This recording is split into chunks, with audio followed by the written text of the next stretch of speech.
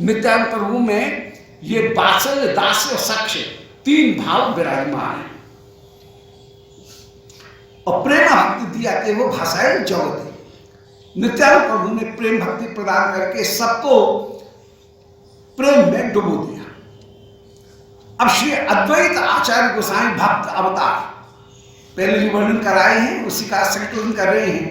श्री अद्वैत आचार्य गोसाई ये भक्त अवतार होकर के विराजमान है। कृष्ण अवतार कैल भक्ति प्रचार, जिन्होंने कृष्ण का अवतार किया कराया, हुंकारा भर के गंगा जल तुलसी दल से श्री कृष्ण की समाराधना करके, जिन्होंने प्रतिज्ञा पूर्वक कृष्ण का आविर्भाव कराया कि मेरा नाम अद्वैत नहीं, कृष्ण को कलयुग में प्रकट नहीं करूंगा। तुम कहते हो कलयुग में कृष्ण प्रकट नहीं होते, मैं कलयुग में प्रकट करके दिखाऊंगा, तब मेरा नाम अद्वैत है। और हुंकारा भर के जिन्होंने श्री महाप्रभु को कलयुग में प्रकट कराया। सच दास द्वि भाव सहजता, श्री अद्वैताचार्य में दो भाव हैं, सख्य और दास, ये दो भाव विराजमान है। कभू प्रभु करें तारे गुरु व्यवहार, कभी श्री प्रभु भी इनके प्रति गुरु पने का व्यवहार करते हैं। श्रीनिवास यत महाप्रभु भक्तगण निज निज भावे करे चैतन्य सेवा, श्री श्रीवास इत्यादि महाप्रभु के जो भक्तगण हैं वे अपने अपने भाव में श्री महाप्रभु की सेवा करते हैं। पंडित गोसाई आदि यार यही रस से रस प्रभु है तार बस। और श्री पंडित गोसाई गदाधर पंडित, उनका कहना का क्या, जिसमें जो रस विराजमान है श्री गदाधर पंडित ये श्री राधिका स्वरूप होकर के ही विराजमान। महाप्रभु के साथ में नवद्वीप लीला में सर्वदा सर्वदा साथ में विराजमान हुए, राधिका स्वरूप होकर के विराजमान हुए। और श्री नवद्वीप लीला में महाप्रभु की जो आराधना वह गौर गदाधर के रूप में वहां आराधना। परंतु जगन्नाथ मंदिर में जब पधारे जगन्नाथ जी में, तब श्री गदाधर पंडित भी इनके साथ में आए, फिर नहीं गए, इन्होंने भी संन्यास ग्रहण कर लिया और क्षेत्र संन्यास ग्रहण कर लिया कि हम यही रहेंगे जगन्नाथ मंदिर में, श्री जगन्नाथपुरी में ही रहेंगे, शंख क्षेत्र में। और श्री गदाधर पंडित टोटा गोपीनाथ जी की सेवा करते हुए महाप्रभु ने अपने पास में नहीं रखा, क्योंकि राधा भाव में आस्वादन करना है और फिर राधिका स्वरूप में ये श्री गदाधर पंडित पास में रहेंगे तो उस स्वरूप का आस्वादन किया नहीं जा सकता है, इसलिए दूर रखा। श्री गदाधर पंडित उनको श्री जगन्नाथ क्षेत्र में भी, श्री शंखधाम में भी आपने दूर कहीं टोटा गोपीनाथ जी में गोपीनाथ जी की सेवा में रखा। नित्य पर श्री गदाधर पंडित मिले, महाप्रभु भी श्री टोटा गोपीनाथ जाएं, वहां पर श्री गोपीनाथ जी का दर्शन करें, श्री गदाधर पंडित इनके साथ में भी निरंतर वार्ता हो, परंतु रहे अपने साथ में नहीं, रखे हैं अलग। और श्री महाप्रभु कृष्ण राधिका भाव में आस्वादन प्राप्त करते हुए विराजमान हुए।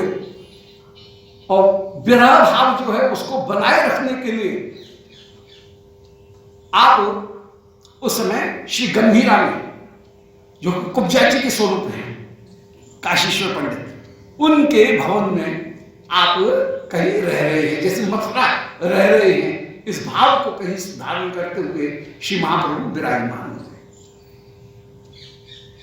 से रसे प्रभु है तान वश, गदाधर पंडित आदि में अपने अपने रस विराजमान हैं और उन रस में विराजमान होकर के श्री महाप्रभु इनके सदा वशीभूत होकर के विराजमान हो रहे हैं।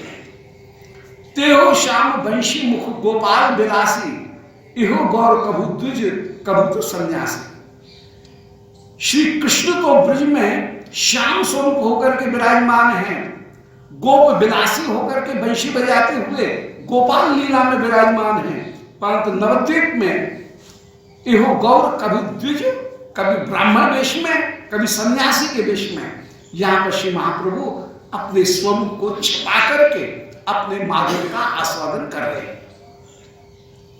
अतएव आपने प्रभु गोपी भाव धरे, वीरेंद्र नंदन कहे प्राणनाथ कौरे। श्री महाप्रभु गंभीरा लीला में, जगन्नाथपुरी में गंभीरा में विराजमान होते हुए स्वयं गोपी भाव धारण करके, अर्थात राधिका भाव धारण करके श्री कृष्ण को, ब्रजनंदन को प्राणनाथ कह करके संबोधित करते हैं। महाप्रभु के प्रलाप में जो वचन हैं वे उनमें श्री कृष्ण को प्राणनाथ करके संबोधित कर रहे हैं और स्वयं गोपी भाव धारण करके विराजमान हैं, माने राधिका भाव धारण करके विराजमान हैं।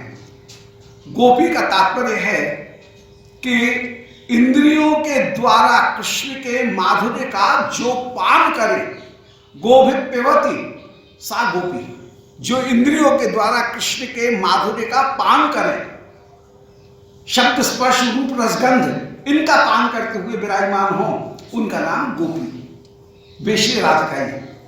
अथवा जहां अपने प्रेम का श्री श्याम सुंदर को उनके इंद्रियों के द्वारा निज प्रेम का पान कराए, श्याम सुंदर के प्रेम का स्वयं पान करे, अथवा गोभित पायति, अपनी इंद्रिय श्याम सुंदर के इंद्रियों के द्वारा श्याम सुंदर को अपने प्रेम का पान कराएं, उनका नाम गोपी।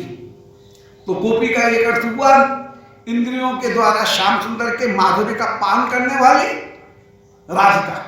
दूसरा अर्थ हुआ अपने प्रेम का श्याम सुंदर के शब्द स्पर्श रूप रसगंध ग्रहण करने वाली, इंद्रियों के द्वारा पान कराने वाली, पान करने वाली, कराने वाली, दो अर्थ हो गए। अब तीसरा अर्थ है निज प्रेम को जो सर्वदा छिपा करके रखें, उनका नाम गोपी। गोपी शब्द का तीसरा अर्थ हो गया निज प्रेम को जो छिपा करके रखें, अर्थात ऊपर से दिखा रही हैं कि प्यारे तुझसे मिलने की गरज हमको है, हम तड़प रही हैं, व्याकुल हो रही हैं, अपने विरह को शांत करने के लिए हम तुझसे मिलना चाहती हैं। जैसे तुझसे मिलने की गरज हमको है, परंतु तत्वतः अपना सुख नहीं चाह रही हैं, तत्वतः श्याम सुंदर को सुख देना चाह रही हैं। तो जो गोपन करे उसका नाम गोपी, माने प्रेम को छिपा करके काम के आवरण में, निज सुख के आवरण में, तुझसे मिलने के लिए हम व्याकुल हैं, इस आवरण में अपने प्रेम को छिपा करके जो विराजमान, उनका नाम गोपी। और श्री प्रिया श्री राधा रानी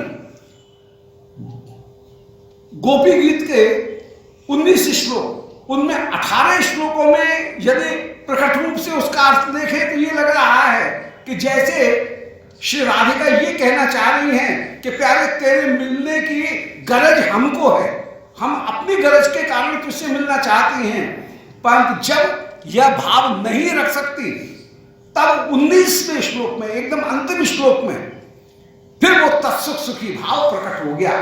सर्वदा 18 श्लोकों में छिपाने का प्रयत्न किया और 19वें श्लोक में वह भाव सामने प्रकट हो गया कि यत्ते सुजात चरणाम्बुरहं स्तनेषु भीताशरै प्रिय दधी महकर्कशेषु ते नाटवी मतस्तद्वत्तेन किं स्वित् कूर्पादिभिर्भ्रमति धीर भवदाहि शामना। बोले प्यारे तेरे चरणों को डरती डरती हम अपने वक्षस्थल पर धारण करती हैं कि कहीं तेरे चरणों को हमारे कठोर वक्षोजों की ठोकर न लग जाए।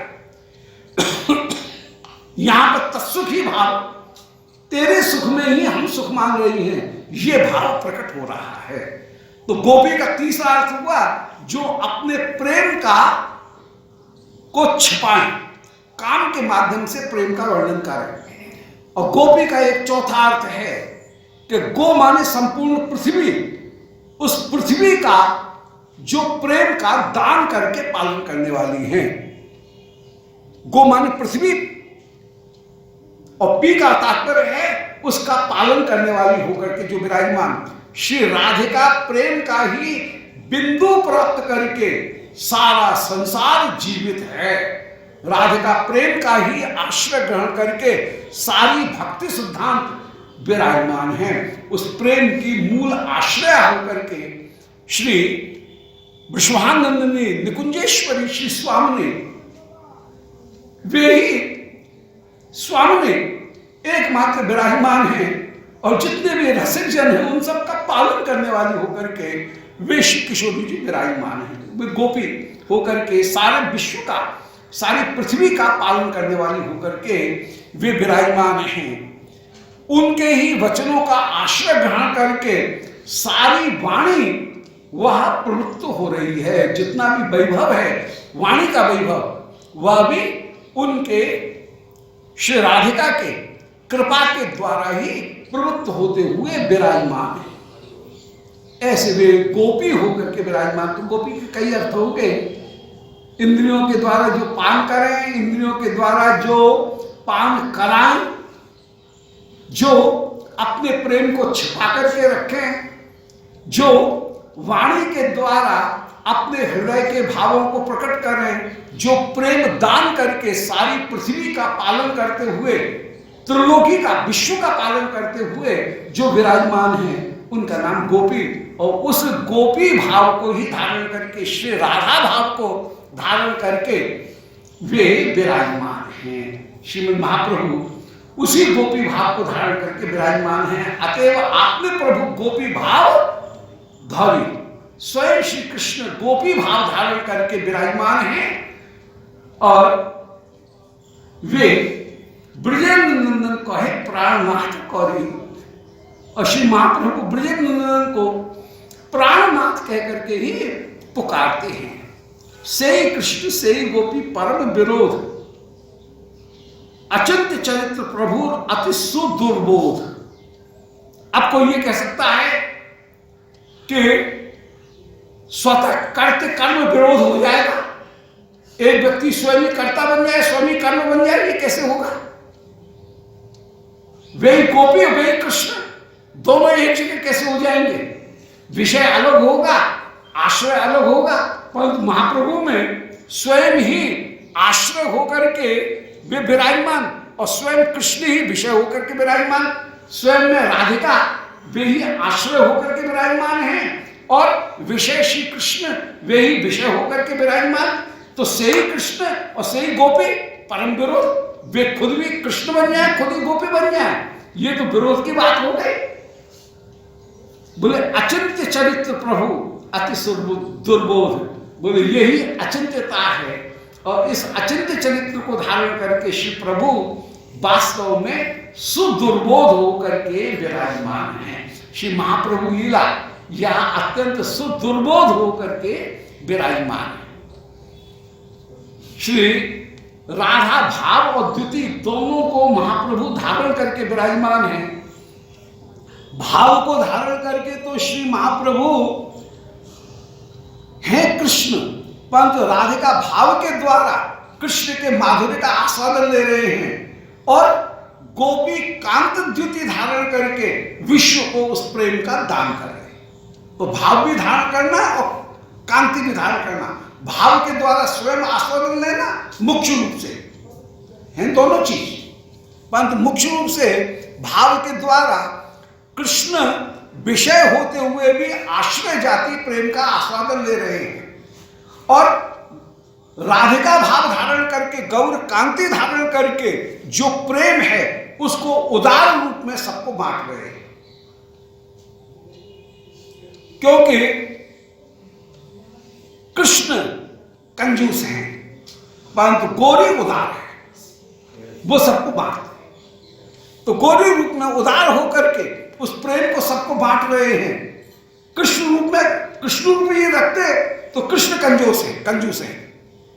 मुक्ति ददाति करिष्यति स्मन भक्ति योगम, मुक्ति दे देंगे, भुक्ति दे देंगे। शुद्धा भक्ति देने में भी जब कंजूसी करते हैं तो प्रेम लक्षणा भक्ति तो कहां से देंगे?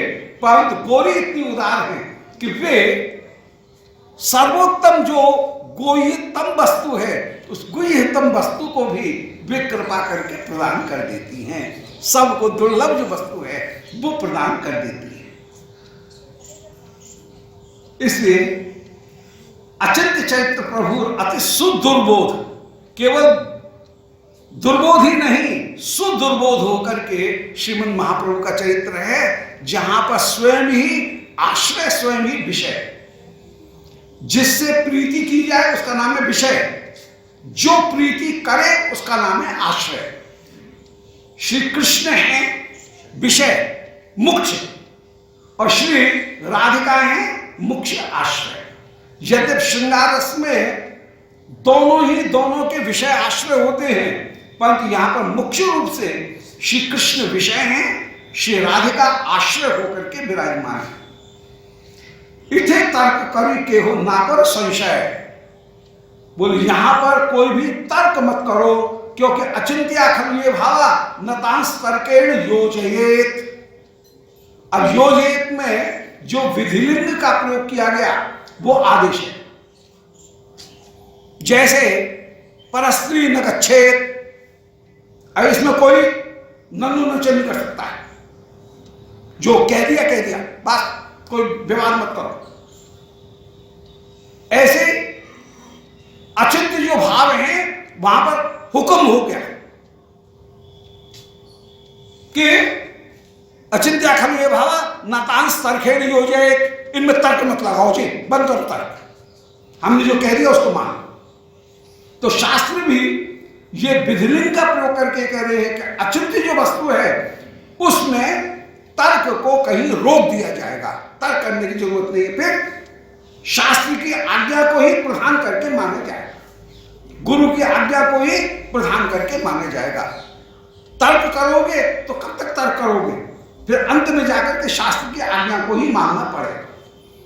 तो यहां पर ये कह रहे हैं कि इथे तर्क करे के हो ना कर संशय, बहुत हो गया।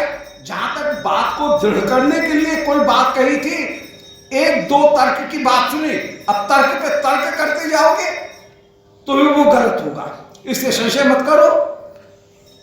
वहां पर यह ही मानना पड़ेगा कि शास्त्र ने जैसा वर्णन किया है बस उसको योग्य तो स्वीकार कर लो। इसलिए अचिंत्य का मुख्य अर्थ होगा कि शास्त्र ने जिस तरह वर्णन किया है उसे यथावत रूप में स्वीकार कर लो।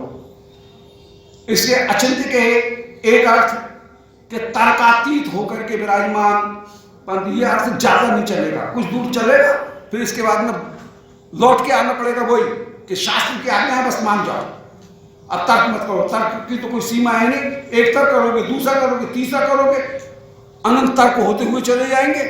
इससे तर्क से काम नहीं चलेगा, शास्त्र की आज्ञा मानना पड़ेगा। तो अचिंत्य का अर्थ है तर्कातीतता, परंतु ये मुख्य अर्थ नहीं। अचिंत्य का दूसरा अर्थ हुआ विरुद्ध धर्माश्रयता, भगवान में विरुद्ध धर्म विराजमान है, परंतु यह भी एक अंश में है, मुख्य अंश नहीं है। वे विरुद्ध धर्माश्रय होकर के विराजमान है, स्वयं ही आश्रय है, स्वयं ही विषय है, विरुद्ध धर्माश्रयता हो जाएगी। वे अभिन्न निमित्तोपादान है, स्वयं निमित्त भी है, उपादान भी है, परंतु ये भी एक अंश है, मुख्य अंश नहीं है। अंत में ये भी जाकर के संगमित कहां होगा, बोले भाई शास्त्र जो कह रहा है बस उसको मानो। अचिंत्य का एक चौथा अर्थ होगा, विभिन्न अलग अर्थ होगा, वो अलग अर्थ होगा कि अविकृत परिणाम, स्वयं परिणत नहीं हुआ है और स्वयं में तो विकार आया नहीं और अन्य रूप में परिणत हो गया, उसका नाम है अविकृत परिणाम।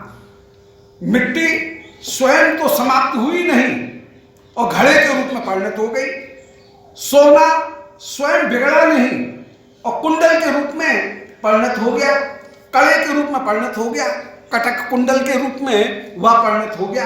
अविकृत परिणाम, सोना स्वयं तो विकार को प्राप्त नहीं कर रहा है और दूसरे स्वरूप में प्राप्त हो गया। इसी प्रकार भगवान अचिंत्य शक्ति के कारण स्वयं अपने आप को नष्ट न करते हुए जगत जीव के रूप में अपने आप को अभिव्यक्त कर रहे हैं, वैकुंठ के रूप में अपने आप को अभिव्यक्त कर रहे हैं।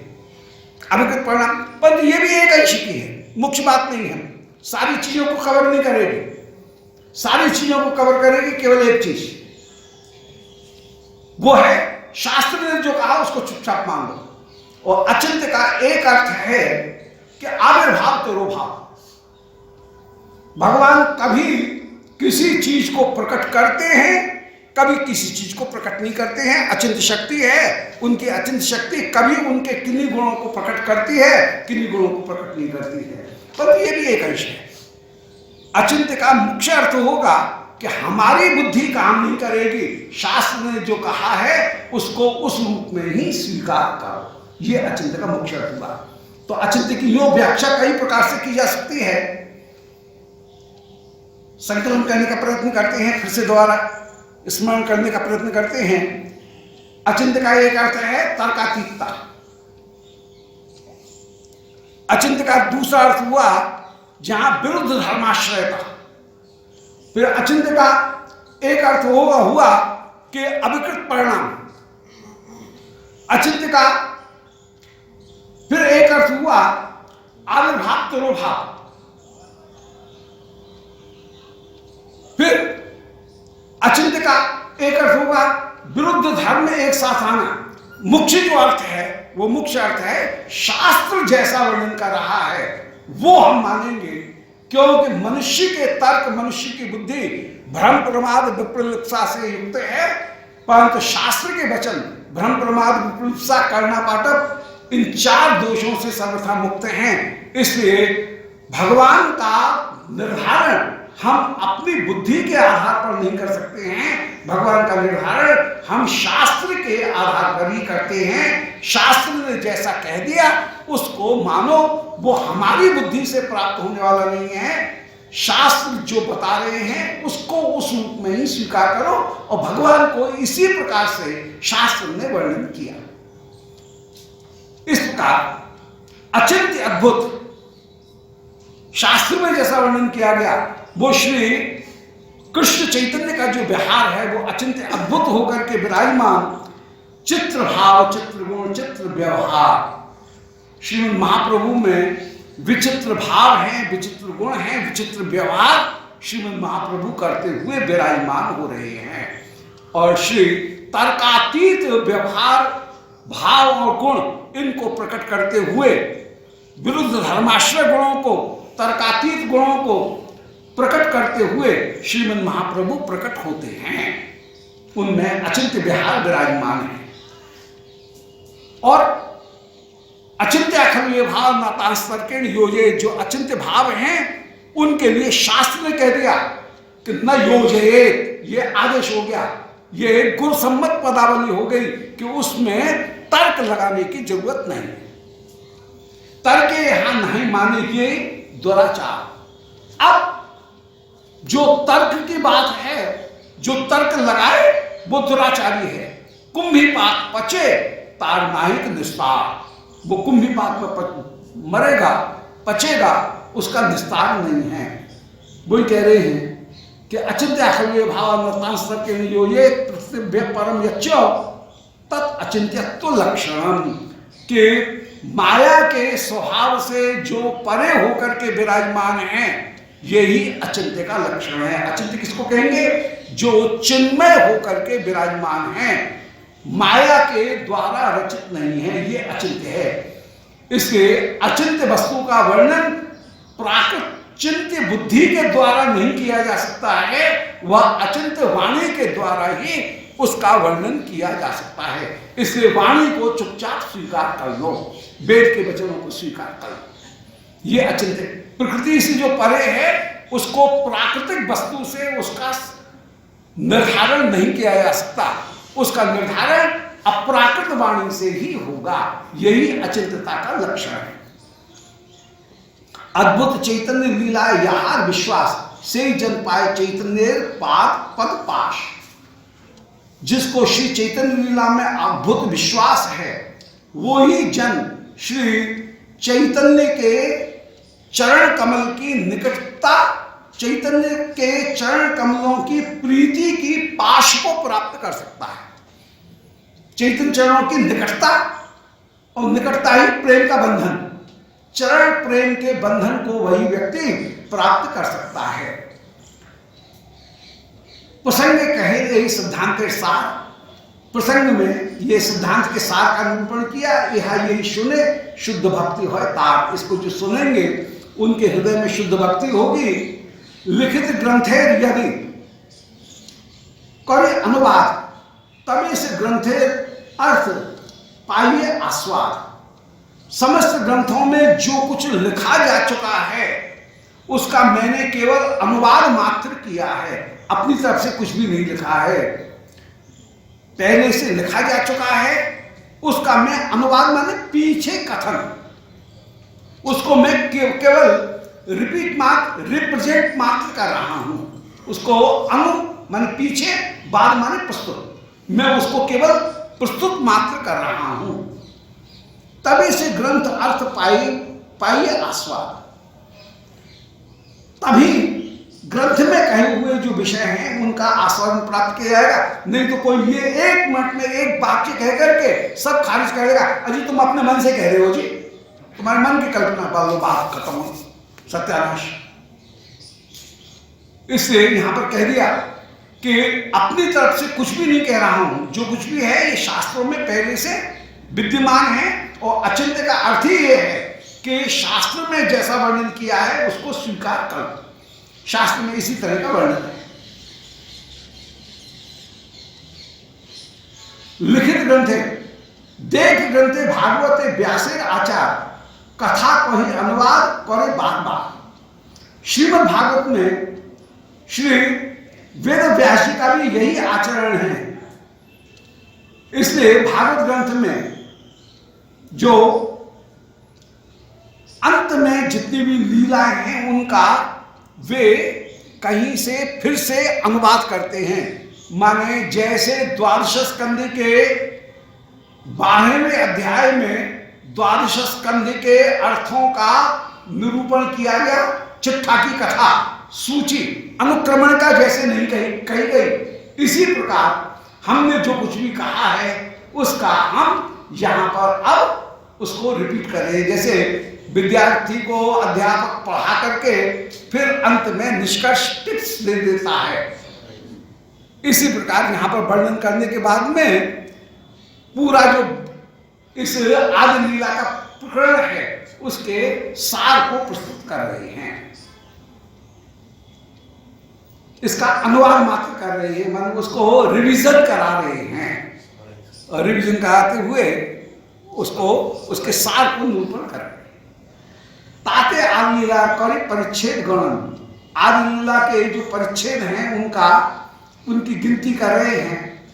प्रथम परिच्छेद में मंगलाचरण था, द्वितीय परिच्छेद में श्री चैतन्य तत्व का निरूपण था, जिसमें यह निरूपण किया गया कि स्वयं भगवान श्री ब्रजेंद्र नंदन हैं और ब्रजेंद्र नंदन ही कृष्ण है। ये दूसरे परिच्छेद का सार। तेवत चैतन्य कृष्ण शची नंदन, वे शची नंदनी है। तृतीय परिच्छेद जन्मे सामान्य लक्षण। तीसरे परिच्छेद में श्रीमन महाप्रभु के अवतार के 3 प्रयोजन, उनमें महाप्रभु के जन्म का सामान्य लक्षण यह निरूपण किया कि शुद्धा भक्ति का प्रचार, ये सामान्य लक्षण है। भक्ति का दान, युग धर्म का प्रचार, ये निरूपण किया। ताई मध्य प्रेम दान विशेष कारण। प्रेम दान करना ये विशेष कारण है। युग धर्म कृष्ण नाम प्रेम प्रचार। युग धर्म और कृष्ण नाम प्रेम, इनका प्रचार करना ये महाप्रभु का सामान्य धर्म है। अब चतुर्थे कहिल जन्मे मूल प्रयोजन। चौथे सर्ग में, चौथे परिच्छेद में श्री महाप्रभु के जन्म के मूल प्रयोजन को निरूपण किया गया कि स्व माधुर्य प्रेमानंद रस आस्वादन। अपने माधुर्य प्रेमानंद इनका वे आस्वादन करने के लिए उत्पन्न हुए। अब पंचम में ये तीनों प्रयोजन को, सामान्य प्रयोजन, मुख्य प्रयोजन और अंतरंग प्रयोजन, कि श्री राधिका की प्रेम महिमा को जानना, अपने सौंदर्य को जानना, राधिका का सुख कैसा है इसका कृष्ण आस्वादन करना चाहते हैं, इनका निरूपण किया। पांचवें में श्री नित्यानंद तत्व, उसका निरूपण है। नित्यानंद हरिता राम रोहिणी नंदन। श्री नित्यानंद ही श्री बलराम रोहिणी नंदन वे ही नित्यानंद होकर के श्री गौर लीला में इस कलयुग में प्रकट हुए। द्वापर में जो श्री राम रोहिणी नंदन होकर के प्रकट हुए, वे ही नित्यानंद होकर के कलयुग में पुनः प्रकट हुए। ये गौर लीला कृष्ण लीला की ही एक इतिहास क्रम में परिशिष्ट रूप लीला है। जो कृष्ण लीला हुई, उस कृष्ण लीला के आगामी कलयुग में गौर लीला होती है और कृष्ण लीला का ही ये परिशिष्ट है। षष्ठ परिच्छेदे अद्वैत तत्व विचार, अद्वैत आचार्य महाविष्णु अवतार। छठे परिच्छेद में अद्वैत तत्व का विचार था। श्री अद्वैत आचार्य महाविष्णु के अवतार होकर के विराजमान। सप्तम परिच्छेद है पंचतत्व आख्यान, सातवें परिच्छेद में पंचतत्व का आख्यान है। पांचों तत्व मिलकर के प्रेम दान कर रहे हैं, सभी प्रेम का दान कर रहे हैं। भक्तरूपम स्वरूपकम भक्तावतारम भक्ताक्षम नमामि भक्ति शक्तिकम, ये पांचों स्वरूप के द्वारा श्री महाप्रभु प्रेम का दान कर रहे हैं। भक्त स्वरूपम स्वरूप होकर के विराजमान है। वे श्री नित्यानंद प्रभु होकर के, भक्त होकर के, स्वरूप होकर के, भक्तावतार होकर के और भक्ति नाम होकर के और भक्ति शक्ति होकर के, ये पांच रूपों में श्री महाप्रभु विराजमान। भक्त रूप, स्वरूप, भक्तावतार, भक्ति और भक्त शक्ति, ये पांच रूपों में श्री महाप्रभु पंचतत्व के रूप में विराजमान। सप्तम परिच्छेद पंचतत्व आख्यान, पंचतत्व मिली करे प्रेम दान। सातवें परिच्छेद में पंचतत्व का आख्यान है, पांचों तत्व प्रेम का दान कर रहे हैं। अष्टमें चैतन्य लीला वर्णन कारण, एक कृष्ण नामे महामहिमा कथन। अब अष्टम परिच्छेद में मैंने ये चैतन्य चरितामृत लिखने की मुझे कैसे आदेश प्राप्त हुआ, इसका कारण क्या था कि अंत्य लीला श्री वृंदावन दास जी वर्णन नहीं कर सके। संतों ने मुझसे प्राप्त आदेश दिया, उनके आदेश को धारण करके श्री चैतन्य लीला का मैं वर्णन कर रहा हूं, जिसमें जिन अंशों को श्री वृंदावन दास जी ने पहले वर्णन कर दिया उनको केवल संक्षिप्त रूप में करूंगा और आगे उन लीलाओं का वर्णन करूंगा। कृष्ण नाम उनकी महिमा का भी कथन है। नवमेते भक्ति कल्प वृक्ष वर्णन, नौवें परिच्छेद में श्री भक्ति कल्प वृक्ष का वर्णन है कि एक आश्चर्य की बात है, जो बीज था वही माली बन गया। भक्ति रूपी कल्प वृक्ष, भक्ति ही उसका बीज है और वो भक्ति ही, वो माली भी उस कल्प वृक्ष का, भक्ति कल्प वृक्ष के श्रीमद् महाप्रभु हैं। और उसकी मुख्य जो